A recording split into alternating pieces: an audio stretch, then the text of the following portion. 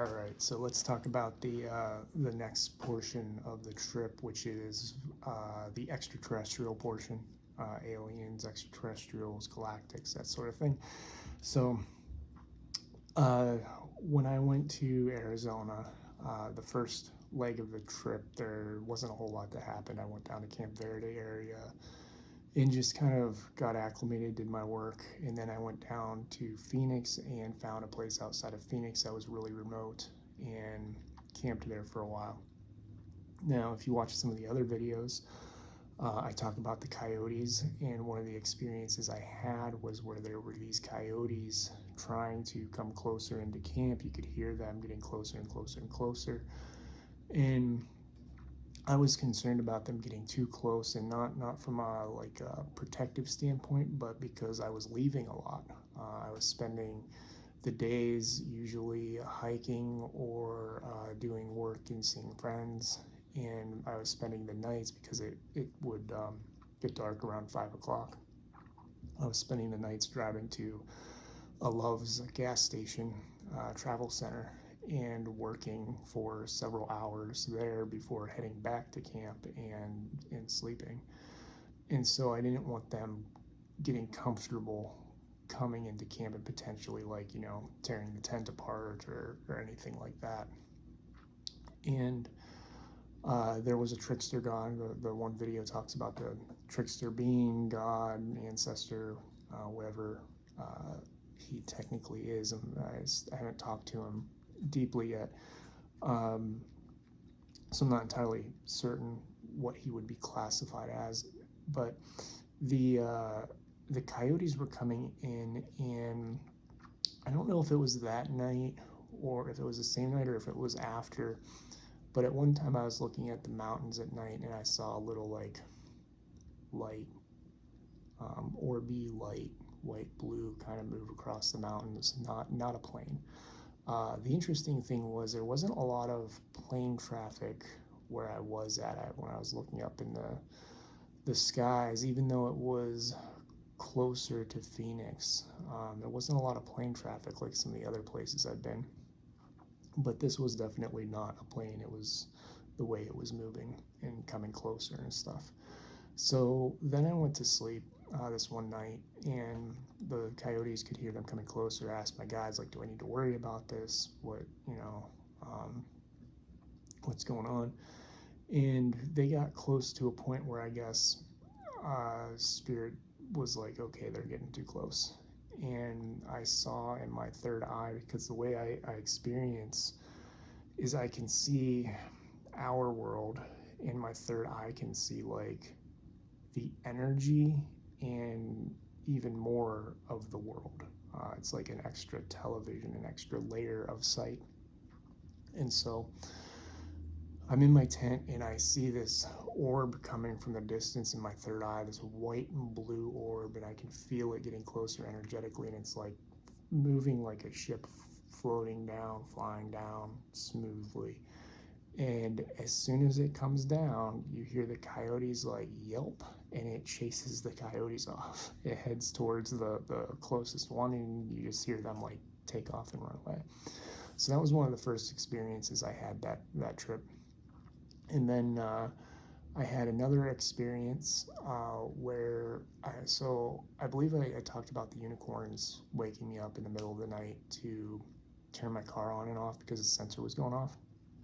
I had another experience where I woke up in the middle of the night. Now, this is Mercury retrograde, so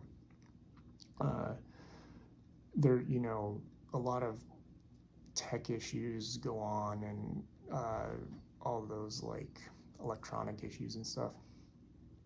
And I always keep the lights in my car, all of the buttons, everything's turned off completely. I never want the lights on. When I open the door, I don't want the lights turning on.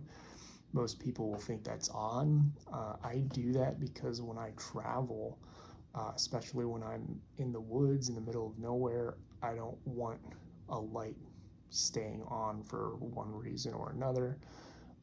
And I don't want them, like, when the car door is constantly opening and that eating the battery if the car is never never turned on, especially when the doors are left open for long periods of time, because I mean, when you're out there with your car and living out of it, you just leave the doors open.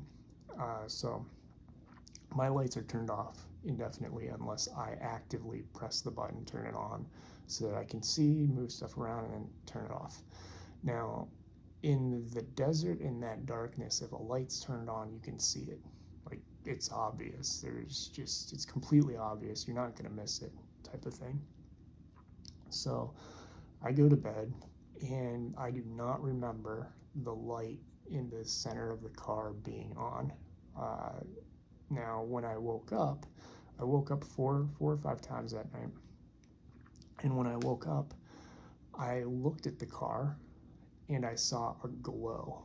Now, I didn't see the glow the entire time. I was in the tent beforehand, usually, because it was so cold out. I don't typically watch movies and stuff as I'm falling asleep in nature and all that, but because of the cold weather, winter, and not wanting to stay outside in that cold weather watching the stars and stuff, I just kind of was like literally inside my sleeping bag, holding my phone, watching a movie until I was ready to fall asleep, and then would go to bed.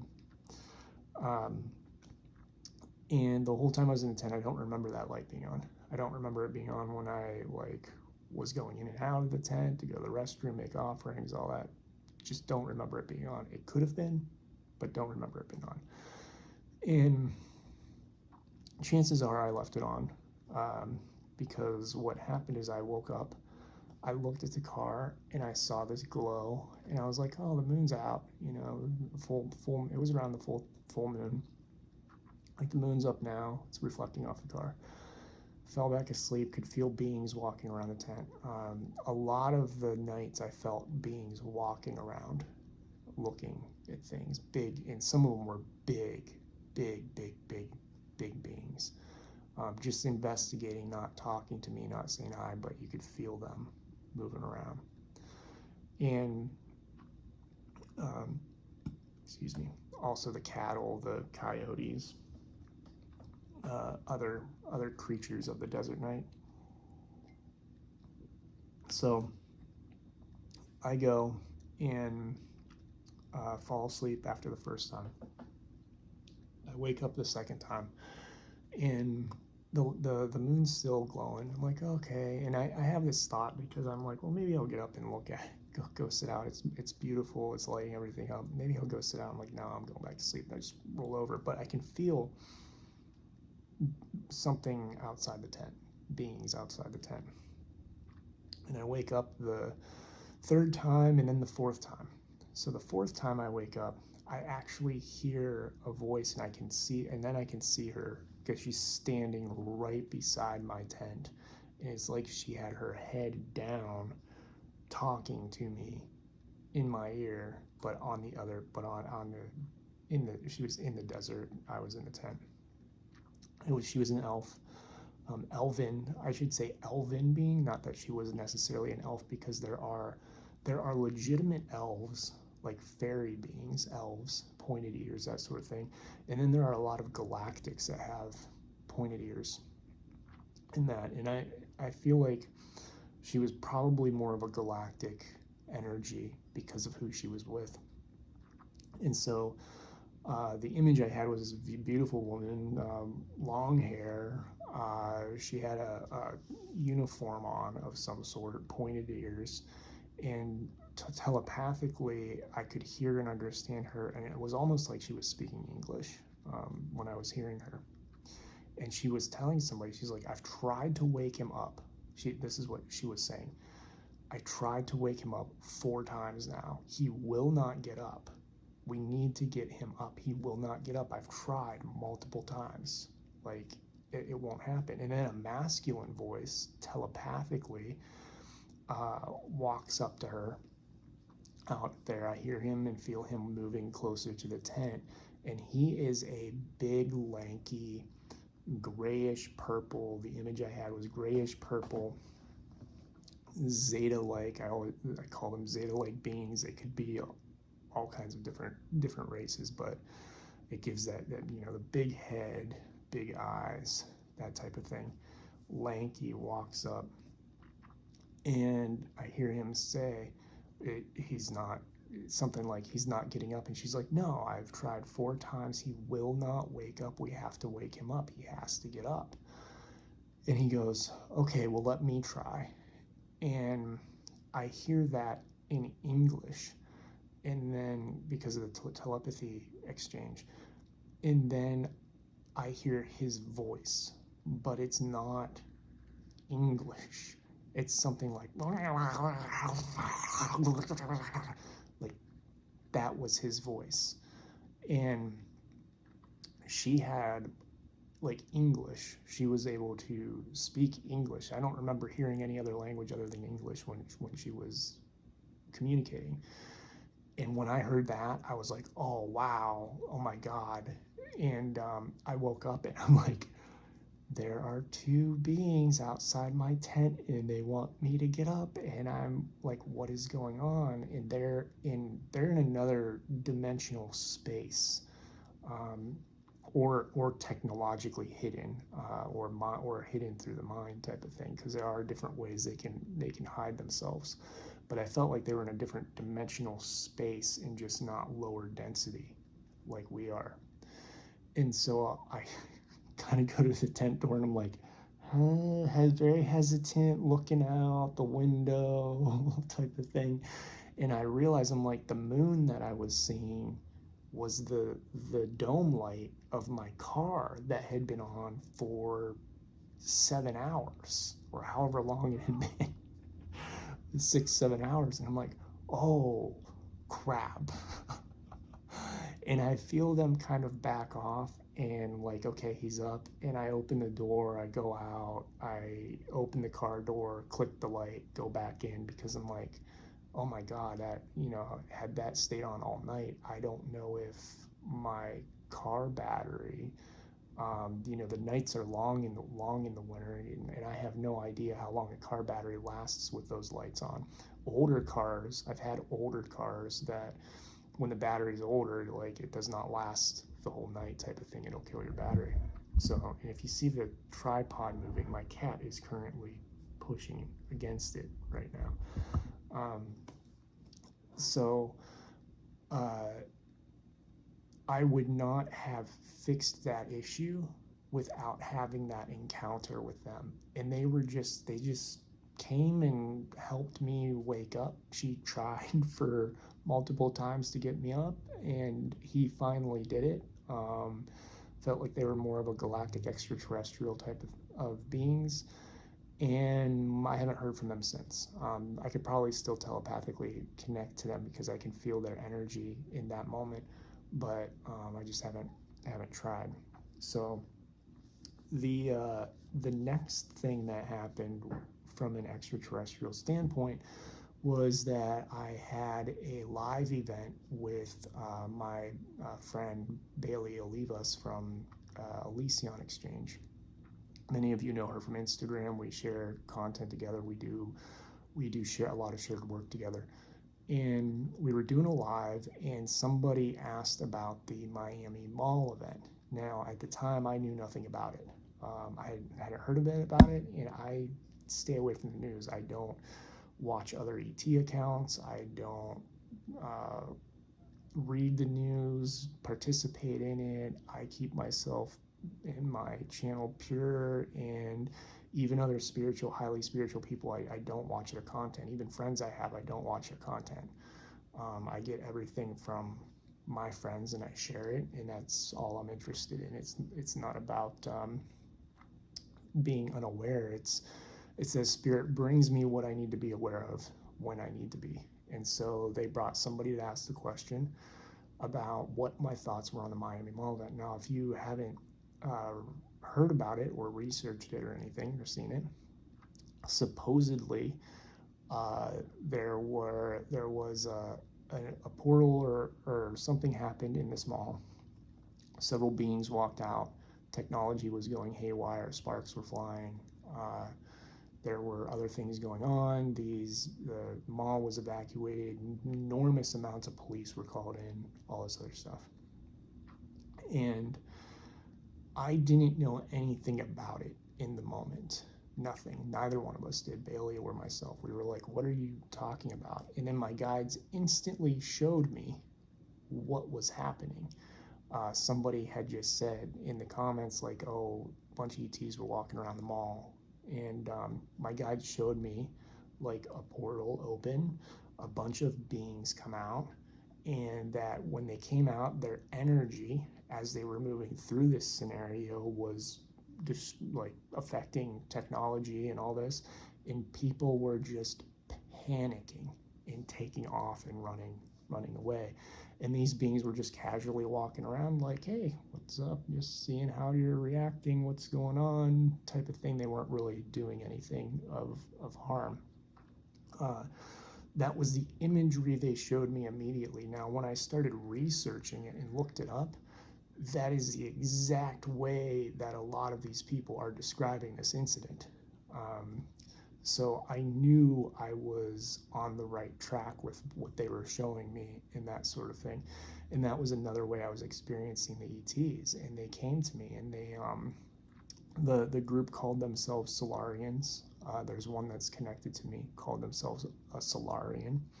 I don't know much about them yet, haven't fully talked to them and sat down, but that they were just here to kind of test the waters and see how humans react. And now there are many groups of thought on this. A lot of people think it was faked and that it was, holograms and AI and all this other stuff. And I trust the beings that I feel come in. I trust my guides, what they show me and tell me, because everything I've ever seen has actually been the truth for the reality that I live in. But I also understand that there are multiple realities, multiple timelines, and you can subscribe to one that is fear-based, that is, oh, they're manipulating us. I don't believe there was manipulation involved. I believe there was, actually I shouldn't say that, I believe there was in the actual dissemination of what happened there. That was all manipulation. They didn't tell the truth about what happened, and the overall public, I don't believe, knows. But I don't think the event itself was like beings who were fake or holograms or all this other stuff. I don't agree with that, even though some of that does happen from time to time and probably will happen in the future. These beings were not, the way that I've been told is that, and explained, is that a lot of these events are going to happen, and they're going to happen in this way where they try to test the waters and see how humans respond and just kind of walk through places. The way that it's going to be done by others who are faking it are fake scenarios that create fear. This was not a scenario that created fear. They were like, we were just walking through, and their energy was doing stuff, but it's not like they were grabbing people and doing all kinds of things and all that. They were just walking through and seeing what happened. That's part of why I trust so much that it was a real encounter contact event, because the fear-based ones aren't going to be that friendly. So that was another kind of scenario with ETs that I had on the trip, and where they showed me that, and then like the next day or 2 days later, whenever it was, I looked up the event and started seeing like, this is exactly the way that they're describing it on social media, exactly the way that they showed it to me. So then what else? Was there any other galactic ET activity? I don't know. I'm going to put this other experience here too, because there's not really a good place to put it in the other videos. This is probably the best spot, but I did wake up in another reality one time. I do this every once in a while, and I woke up, I got out of my bed, I opened up the tent window, was looking outside, felt like something was out there, and I felt weird. I felt really weird. Like the environment felt different, the energy felt different. And so I was only, it was like 10 seconds to get out of my sleeping bag, turn the lantern on, open the door of the tent, And actually, the lantern might have been on when I woke up. I don't remember clearly. I remember getting up from my sleeping bag and going to the window of the tent, opening it, and looking out, and then looking down and realizing everything in my tent was reversed. So my sleeping bag was probably like east, like the top of the sleeping bag was to the east, bottom to the west, but this time it was the top was west, east. All the bags and stuff that were by the door were in the back, the table was up front, all this stuff. And I'm looking around and I'm going, oh crap, I woke up in the wrong reality. Because I'm conscious and I can feel this is not a dream. This is my consciousness jumped into a new reality, and that can happen. Now, I've never sustained those experiences for long amounts of time because I typically don't want to be in them. I don't want to be in another world. I do know there are stories and people that have told me like they've gone to other realities for a month, 6 months, a year, whatever it is, and maintained it, and then just ended up coming back at some point. Their energy comes back. For me, I go, and it's always usually in my sleep when I end up there. Unless I time travel. When I time travel, I can go into like the future type of thing. But I went into this other reality, and I'm in the reality, looking out the window, looking at the stuff like, oh, I'm in another reality. I'm in the wrong reality. Where am I? How do I get out of here? And I'm just focusing, and I'm like, okay, this is all wrong. And as I'm focusing and saying like, this is all wrong, I don't want to be here, and telling my soul like, I want to be in my reality, because there are people specifically that I don't want to leave behind. Like, I want to be on the journey alongside them. And I've always like, there's just there are certain energies in this world. I'm like, I'm here for life. If they're here, I'm here, type of scenario. So I was like sitting in that reality going, how do I get out of here? My stuff's back. This is not the right world. And if this is wrong, then there's other stuff that is going to be changed and different. And I don't want to be here. I want to be with my people that, in the energies of the reality that I live in. So it took about, I don't know, a minute. I mean, a lot of this happened really fast, really fast. But slow it down of what I'm thinking in my mind in the moment, in the seconds as they're passing by. And I mean, I was in that reality for a couple minutes, and then finally my energy, I like closed my eyes or something, and just like, I just want to be back, like Dorothy, tap your heels 3 times. I forget what she says in the movie, but there's no place like home. There's no place like home. She taps her heels 3 times. There's no place like home. There's no place like home. And then I woke up, and I felt my energy go and back into this reality and world.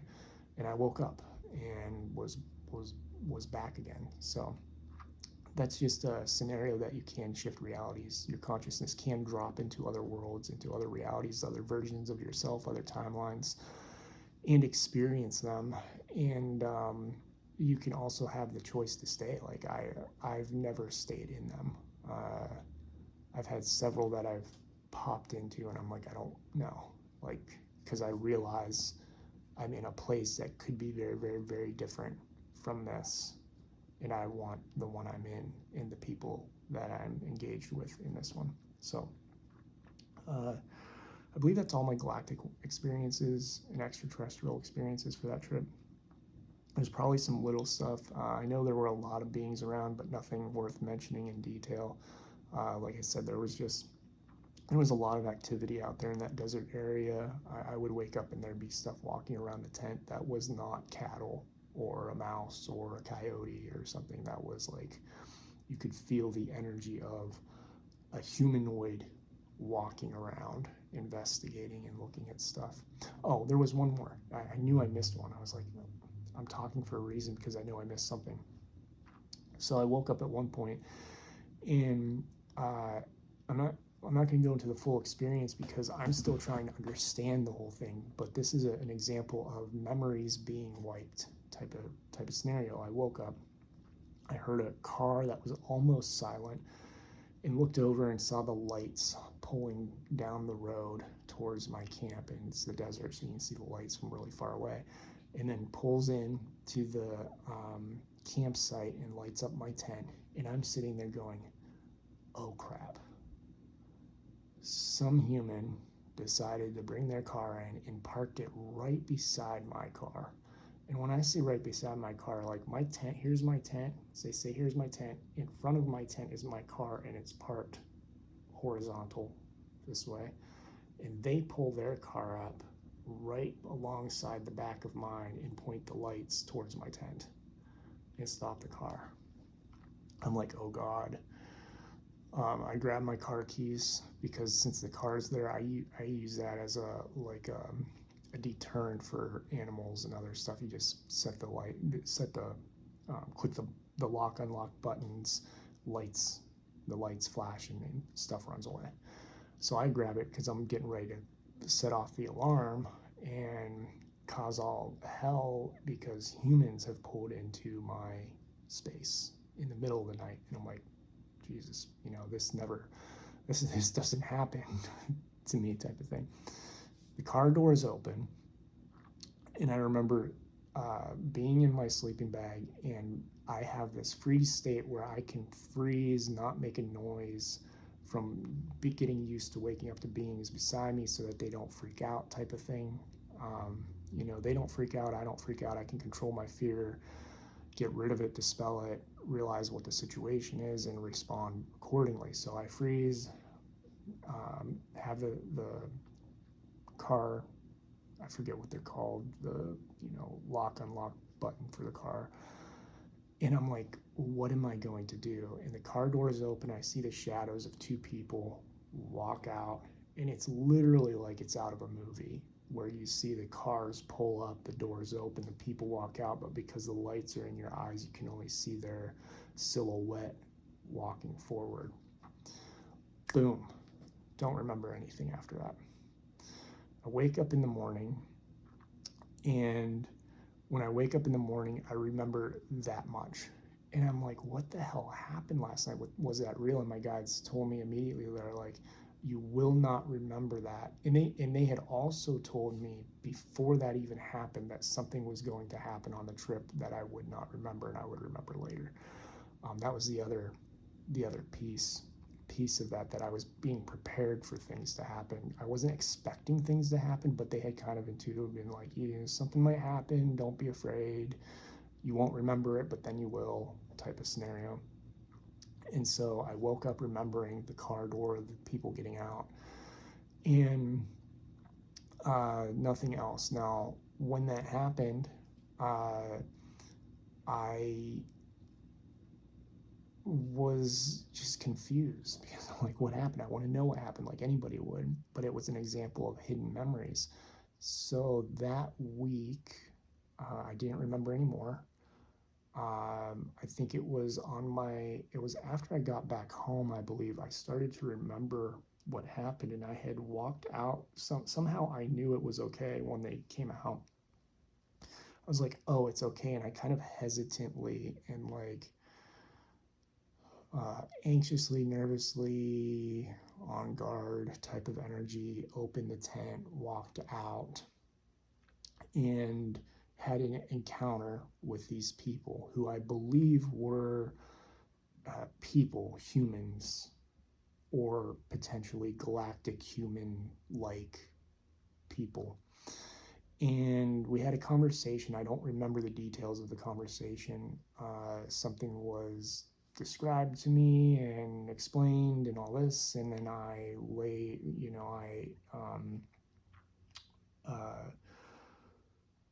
followed their instructions, and some things were done to help me on my journey, is the most I can say. And as that was happening, I looked through the window of the car. I remember looking through the window and seeing two beings in the back seat of the car. There was your typical big-headed extraterrestrial ET. Looked like a Zeta, but maybe more of a Zeta Prime, as they've called themselves to me. They're shorter but much larger heads. And then there was some other being who I haven't clearly remembered yet, but I remember there were two more energies in the car, and the human energies were talking to me outside of the car, or what I remember as human energies were outside the car talking to me.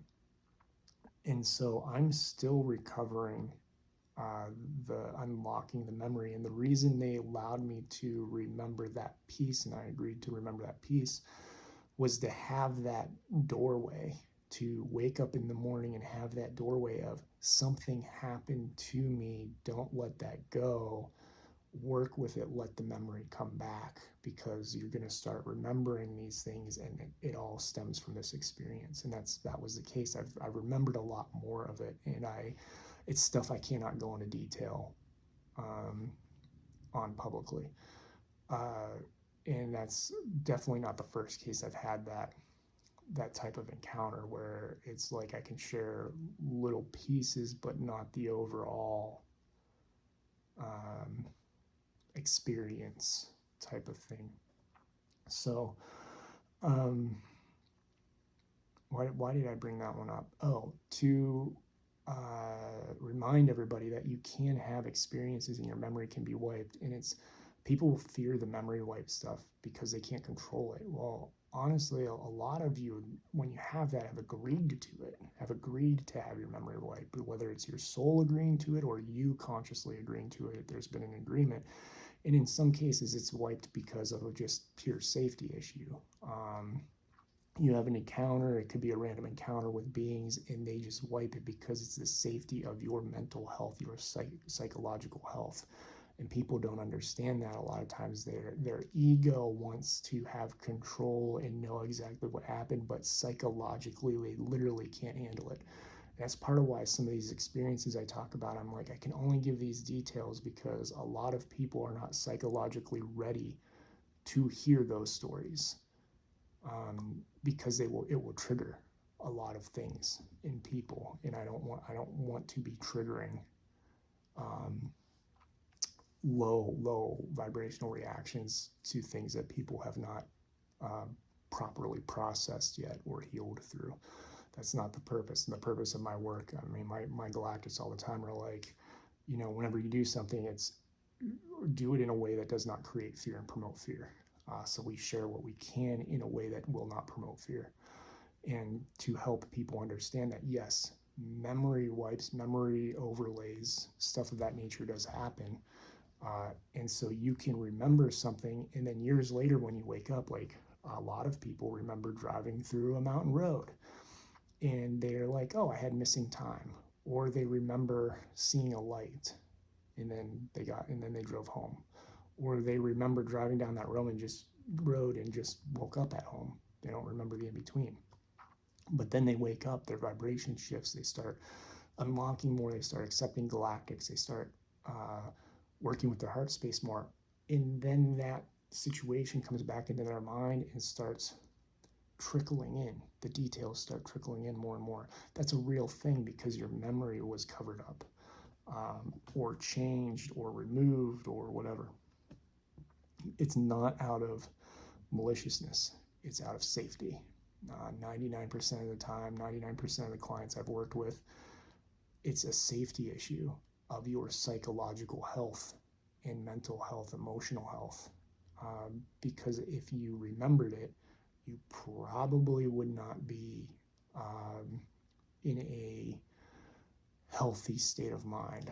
So, back in the day before vibrations were higher, somebody saw an extraterrestrial, this stereotypical story. It was somebody experienced something, they remembered it, they went kind of crazy, and the town laughed them off as a crazy person because they just went kind of crazy with it and didn't know how to let it go and heal through it and all this, and became very fearful people. Those were the stereotypes, especially used in Hollywood and media and all this other type of thing. Granted, that was also a promotion of fear, but that was, people who knew people were they were not psychologically ready to handle those things. So that's why that stuff happens. Not out of a maliciousness by any means. And that's just a parallel I wanted to make with that story, that they did show up and it was not a malicious action. Actually, it's very helpful for me now that I am understanding it more. At the time, if I had known what had happened the morning I woke up, I can say what I can say is it could have been interpreted. It was not, but it could have been interpreted as a very terrifying experience. So it was good that I could only remember that doorway, as I call it, and held on to that and just kind of let the energy activate and download until it was ready to reveal more of what it was, because it didn't overload my capacity to be me in the moments I was out there, especially because it happened early on the trip. And that's the last thing they want to do is scare you, type of thing, and scare you away. So those were the galactic extraterrestrial experiences that I kind of had on this trip. If you have any questions, let me know in the comments. If you are interested in galactics and ETs and all that and want to see who's around you, remember I do spirit art readings, I draw them, I help people with that experience and help them through their own experiences, understanding them, reducing fear, overcoming what is perceived trauma that they've had, or malicious experiences that may not be as be the intention that you feel or think it was. It may be just a shift of perception type of thing that needs to happen. So if you want to work with galactics, that's part of the work I do. Thank you for watching. I love you all. I'm grateful for each and every one of you. And on to the next video.